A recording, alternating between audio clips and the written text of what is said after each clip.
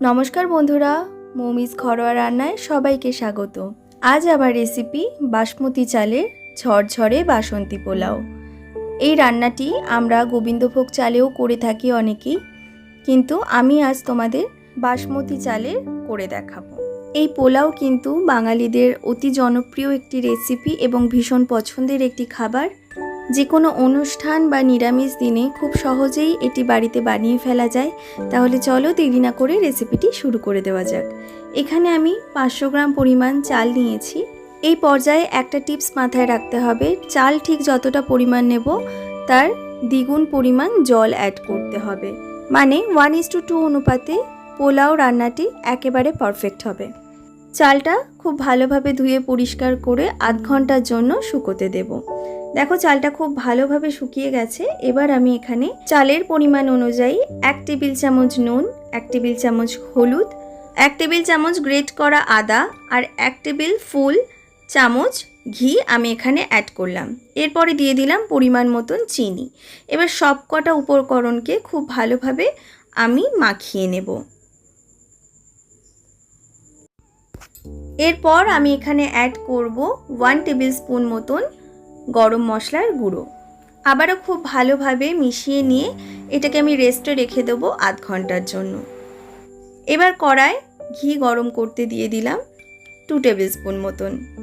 ঘিটা গরম হয়ে এলে আমি এখানে ফোড়নে দিয়েছি 4টে এলাচ, 2টো দারচিনি, 4টে লবঙ্গ।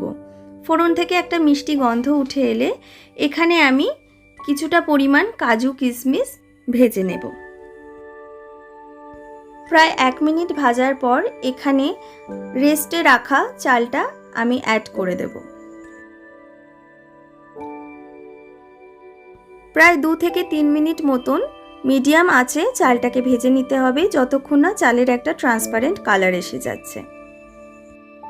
চালটা ভাজা হয়ে এসেছে। এবার আমি এখানে জল অ্যাড করব।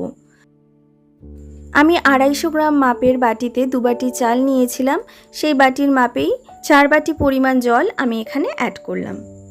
এরপর ঢাকা দিয়ে লো টু মিডিয়াম ফ্লেমে রান্না করতে হবে প্রায় 15 মিনিট মতন। 15 মিনিট পর আমি এখানে ফিরে এলাম। দেখতে পাচ্ছ জলটা অনেকটাই শুকিয়ে গেছে। এবার আমি এখানে 4টে চেরা কাঁচা লঙ্কা অ্যাড করেছি।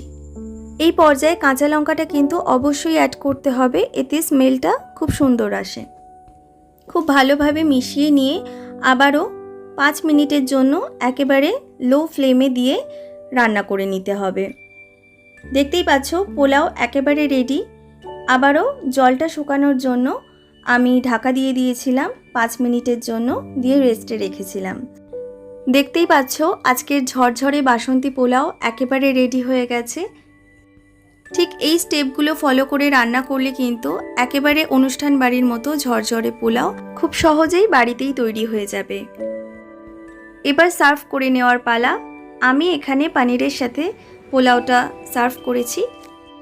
রেসিপিটি ভালো লেগে থাকলে অবশ্যই ভিডিওটিতে একটি লাইক করে যাবেন আর কমেন্ট করে জানাতে ভুলবেন না। আর আমার চ্যানেলের ভিডিওগুলো পেতে হলে চ্যানেলটি সাবস্ক্রাইব করে পাশে থেকে যাবেন। ফিরে আসবো অন্য কোনো রেসিপির সাথে। ভালো থাকবেন, সুস্থ থাকবেন।